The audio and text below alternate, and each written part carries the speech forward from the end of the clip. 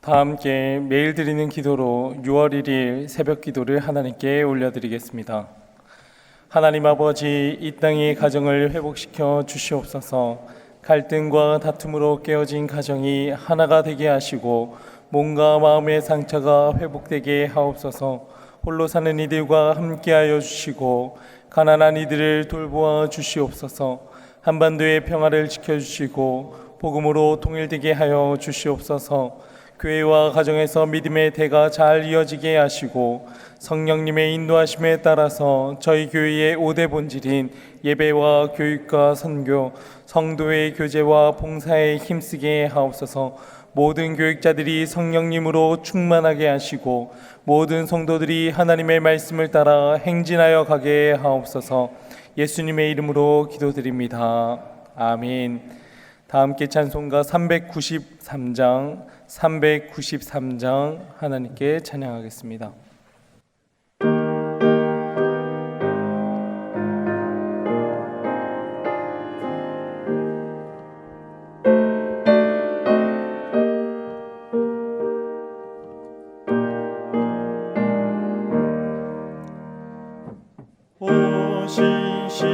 오시신하신 주 내 아버지여, 늘 함께 계시니 두려움없네. 그 사랑 변찮고 날 지키시며 어제나 오늘이 한결같네. 오신신하신 주, 오신신하신 주, 날마다 자비를 베푸시며 일용할 모든 것 내려주시니 오신신하신 주, 나의 구주. 봄철과 또 여름, 가을과 겨울, 해와 달 별들도 다 주의 것. 만물이 주 영광 드러내도다. 신실한 주 사랑 나타내네. 오신신하신 주, 오신신하신 주, 날마다 자비를 베푸시며 일용할 모든 것 내려주시니 오신신하신 주, 나의 구주. 내 죄를 사하여 안위하시고 주 친히 오셔서 인도하네. 오늘의 힘들고 내일의 소망,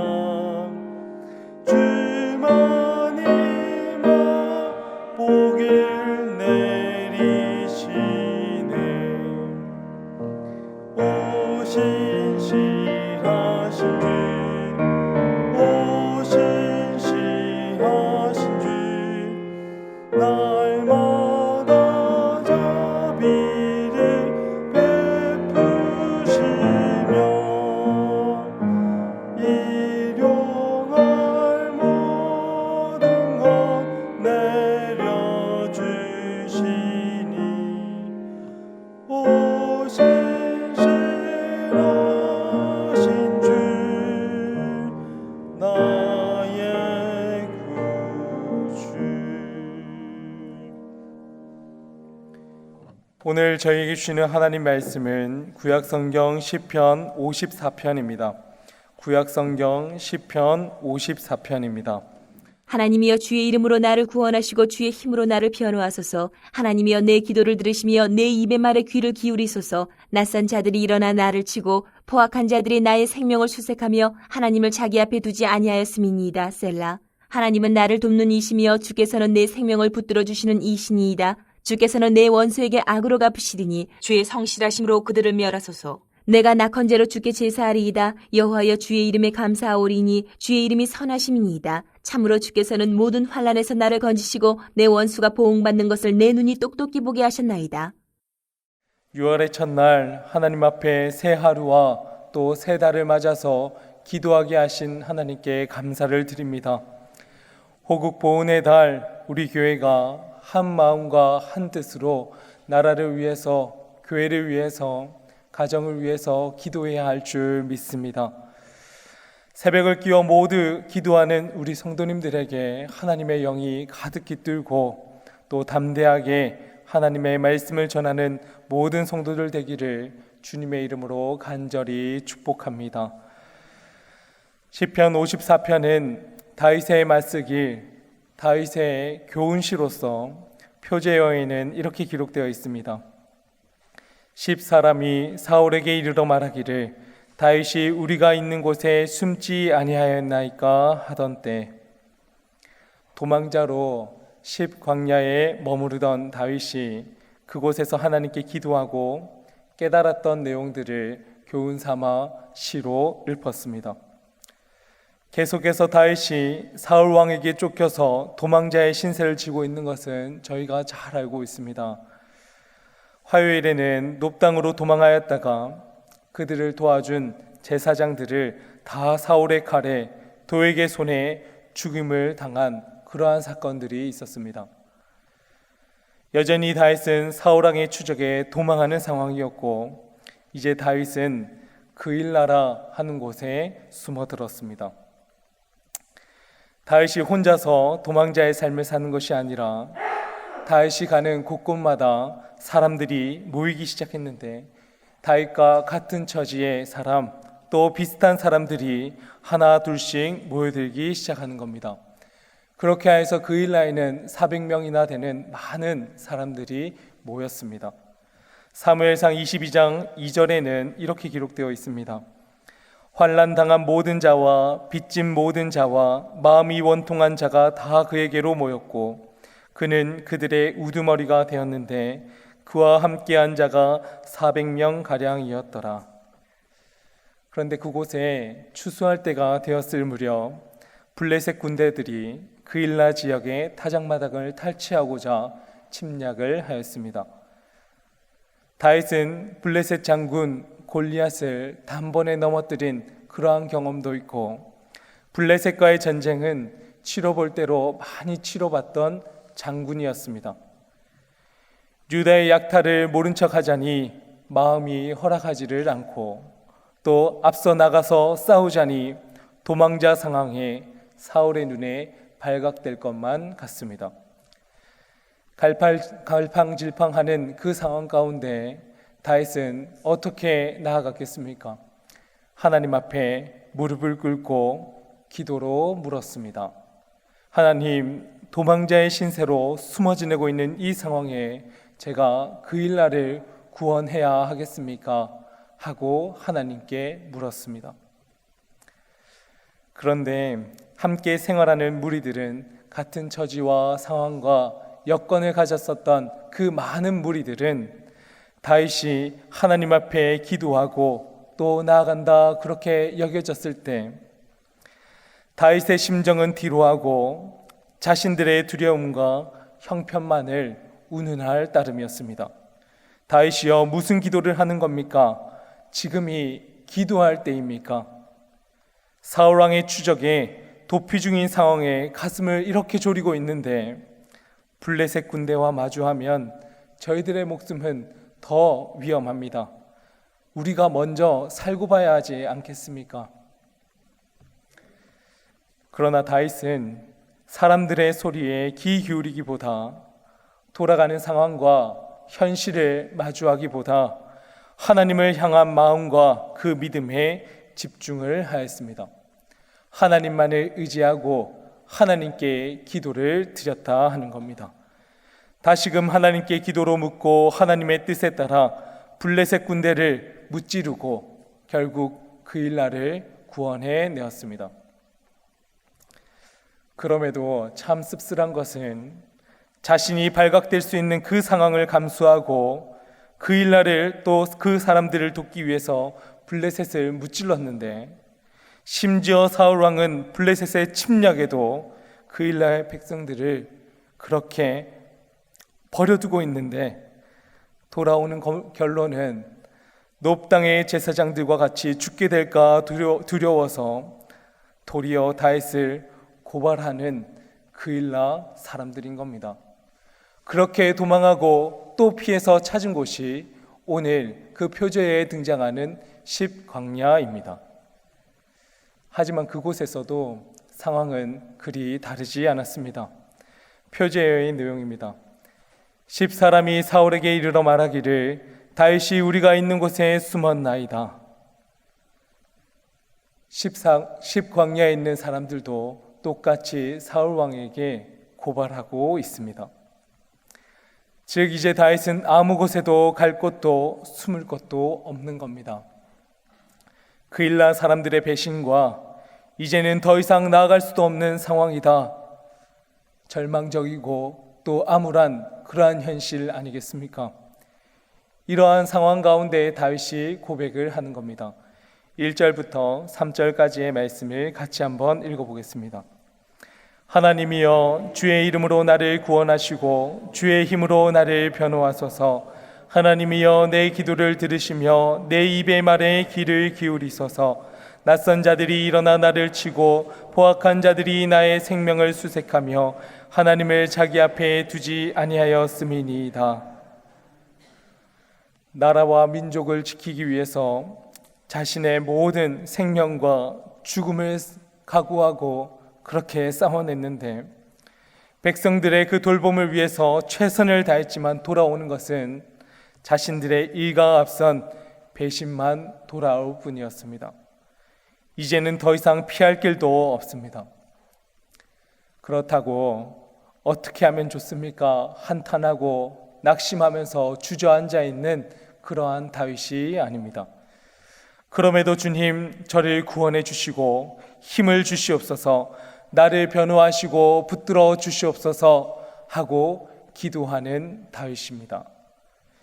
시편 54편의 시의 배경은 피할 곳 없는 흑암과 같은 상황이고 배신과 절망이 그러한 난무한 그러한 무자비함이 가득합니다. 하지만 저희가 쭉 읽어보면서 느끼는 느낌은 암울하고 비관적이고 그렇게 우울하지 않습니다. 오히려 담대함과 소망, 감사와 찬양의 향기가 풍기는 것이 54편의 말씀입니다. 그 이유가 어디에 있는지 다윗을 통해 돌아보니 모든 것은 하나님 앞에 묻고 기도하는 다윗의 태도에 있었구나 하는 것을 저희가 깨닫습니다. 다윗을 따르는 무리들은 그일라 사람을 돕다간 우리는 들키고 맙니다. 우리가 먼저 살 길을 찾아야 하지 않습니까? 그렇게 이야기하는 그 사람들이었습니다. 하지만 다윗은 기도하지 않는 사람들의 소리에는 귀 기울이지 않았고 자신이 더욱 하나님께 무릎 꿇는 기도를 드립니다. 혹 한 번으로 그 음성이 들리지 않으면 또다시 하나님 앞에 나아가 그일라를 구하는 것이 맞습니까? 묻고 또 물었던 다윗입니다. 기도는 하나님의 음성이 들릴 때까지 묻는 겁니다. 들리지 않는다, 어떻게 해야 될지 계속해서 두렵고 떨린다, 그렇게 여겨지면 더욱더 주님 앞으로 나와서 기도하고 무릎을 꿇는 것이 그리스도인의 자세인 것입니다. 십광야로 나와서 또다시 고발을 받고 사울왕과 적군의 추격에도 다윗은 두려워하거나 떨지 않았습니다. 왜냐하면 그때에도 하나님 앞에 나아가 기도하고 무릎 꿇는 다윗이기 때문에 그렇습니다. 하나님, 나의 기도를 들으시고 제 입술의 고백을 들어주시옵소서. 다윗은 한평생의 삶을 통해서 알고 있는 겁니다.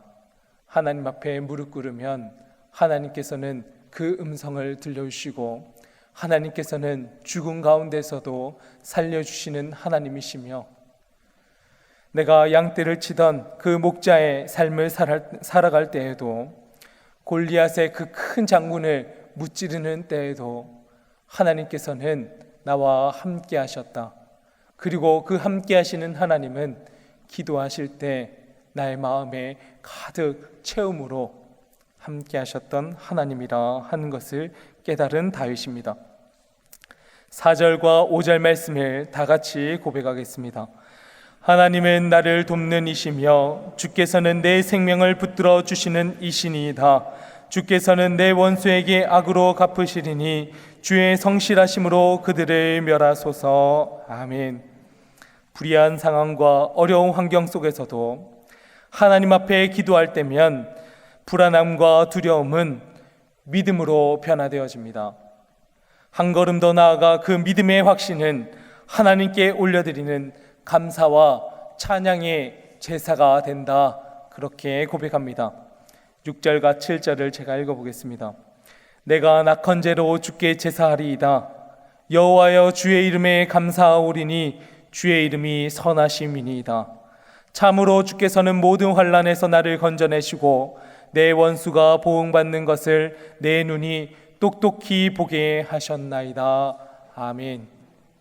아무리 기도를 많이 한다 할지라도 사울 왕의 그 추격과 공포 가운데서 상황이 종료된 것은 아닙니다. 기도와 믿음의 확신이 있다 하더라도 현재의 상황은 달라진 것이 하나도 없습니다. 그럼에도 다윗은 그 모든 환난에서 반드시 자신과 이스라엘 백성을 건지실 것을 미리 믿고 감사했으며, 원수의 보응마저도 주님께서 대신 갚으실 것임을 믿음의 눈으로 이미 똑똑히 보았다 고백합니다. 다윗의 감사와 찬양은 즉 믿음의 고백입니다. 믿음은 바라는 것들의 실상이고 보이지 않는 것들의 증거라 말씀하지 않았습니까? 그리스도인은 보이지 않지만 예수님을 늘 보는 것처럼 살아야 합니다. 주님을 만져보지 않았지만 늘 하나님께서 나와 함께 하심을 늘 느끼면서 살아가는 존재가 그리스도인입니다.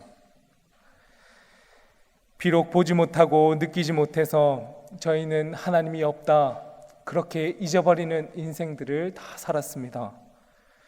스스로 속이는 인생을 사는 것이 아니라 하나님께서는 이 새벽에 함께 나와 기도하게 하시고 또 함께 기도하며 나가는 저희들에게 믿음의 눈을 뜨게 하시는 하나님이심을 믿습니다.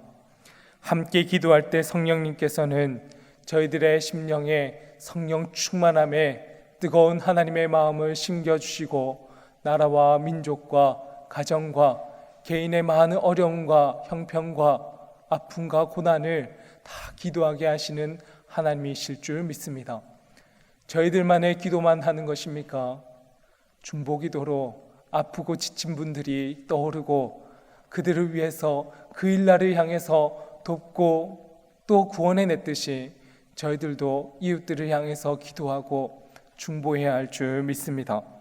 어떠한 상황 가운데서나 좌로나 우로나 흔들리지 아니하고 믿음의 뿌리를 내리게 하셔서 믿음의 반석이 되게 하셨사오니 기도함 가운데 우리 영락의 모든 성도님들은 믿음으로 든든하게 서며 하나님만을 바라보고 담대하게 세상을 향해 나가야 할 줄 믿습니다.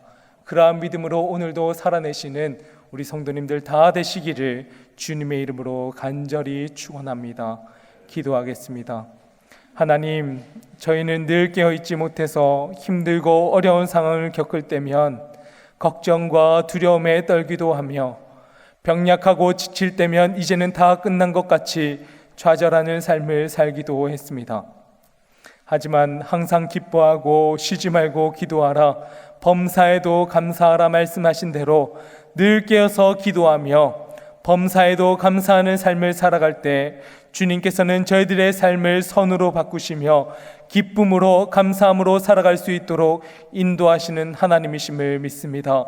하나님께 부르짖고 기도하는 성도가 되게 하시고 믿음의 확신을 가지고 구원자 하나님을 찬양하는 모든 성도 될 수 있도록 주님 인도하여 주시옵소서.